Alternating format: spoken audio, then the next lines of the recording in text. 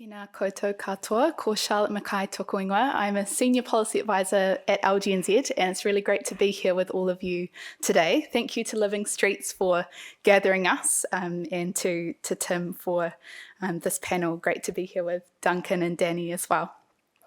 Look, there's so much that we could talk about when it comes to the climate for walking and also the role of local government.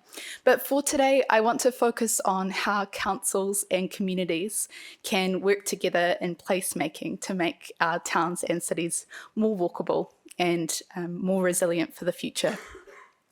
Now, when we talk to councils, our members at LGNZ, they tell us that placemaking is a really fundamental part of their role and their purpose. And I've heard lots about placemaking already today. Of course, we all might have slightly different ideas about what that is. But really, when we think about this, we're thinking about people making the places that they live in better, not only for themselves, but also for those places and for the future.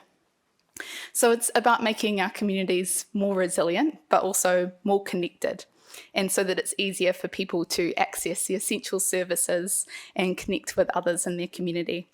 And as we've been talking to councils about what they want the future to look like, many of you will be aware that the review into the future for local government has been happening over the past couple of years. There's been two clear themes that we keep hearing every time we ask councils about their purpose or their role, and that comes to community wellbeing and also placemaking, that these are really the things that councils want to hold on to. But of course, the impact of climate change also means that we need to think about placemaking very differently.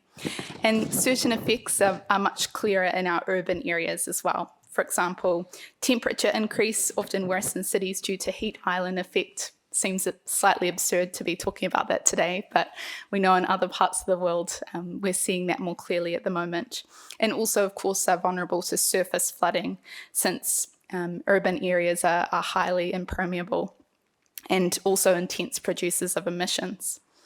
But a really crucial part of placemaking in a changing climate is making sure that people can walk or cycle or use public transport rather than depending on private cars to get them to where they need to go.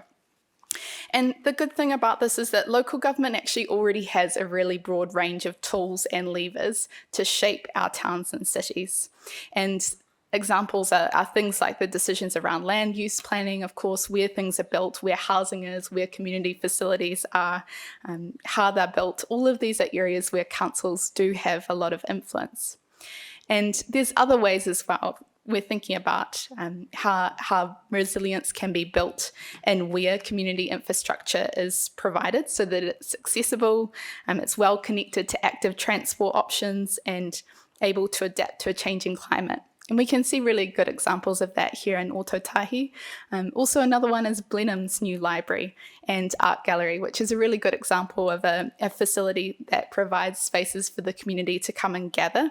Central location, also really close to walking trails on the Riverside Park. But in contrast to that, we've seen in Nelson recently, there was the decision to reconsider where the library development was going after finding that river location actually had significant flood risks. So the role of council in placemaking and considering these things is really important.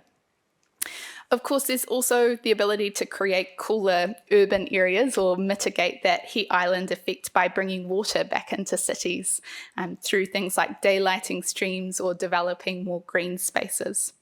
And some of you will be aware that Wellington Water had developed plans a while back that would look at how to daylight Waitangi Stream, which runs under Kent or Cambridge Terrace, and create a more walkable public reserve around that area with open water.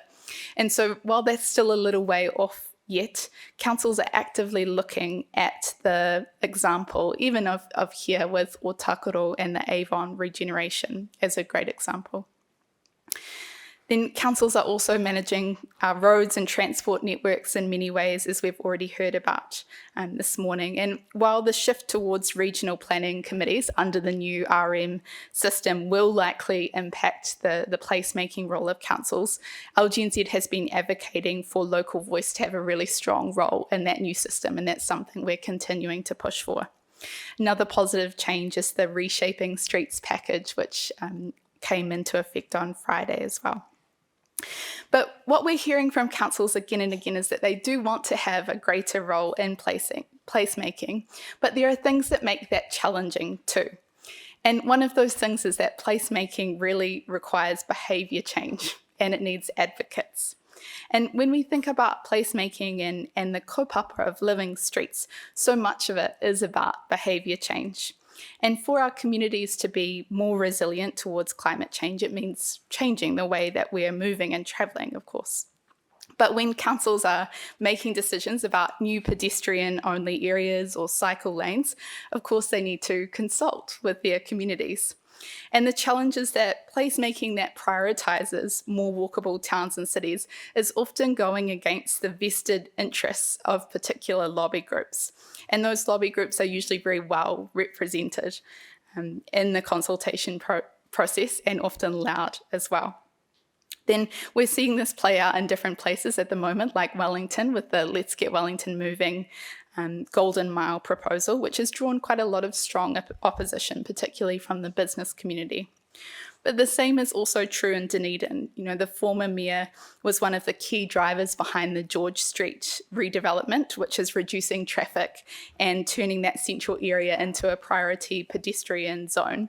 And while the proposal did attract more than its fair share of criticism at the time, we can also see that people are recognising the value. And when the current mayor tried to pull that back, actually that didn't go ahead. And we can see that the redevelopment is now ahead of schedule.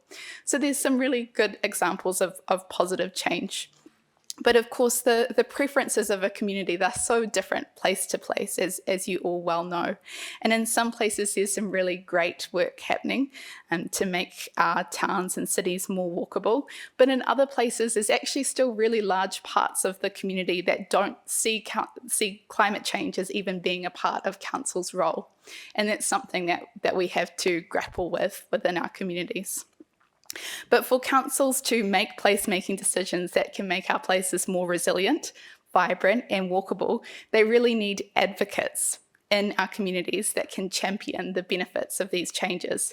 And that's why the work that many of you are doing within this room is so crucial.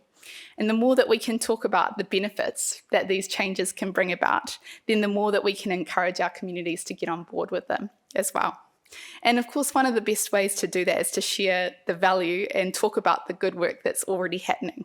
And there's so many good examples that we've heard, and I'm sure we'll continue to hear over the next couple of days as well.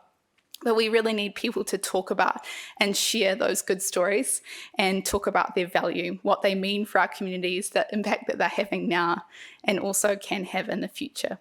And then, of course, we need advocates in the tent as well. When we have elected members who can advocate for those active and public transport options around the council table, we're seeing that really shifts the dial. So for councils to make placemaking decisions that can make our places more vibrant, walkable, they need champions like all of you to get behind these changes and be a part of the decisions, building allies in our communities. So I think I'll wrap there and pass over to Duncan so that we can have time for questions and answers at the end. But thank you all.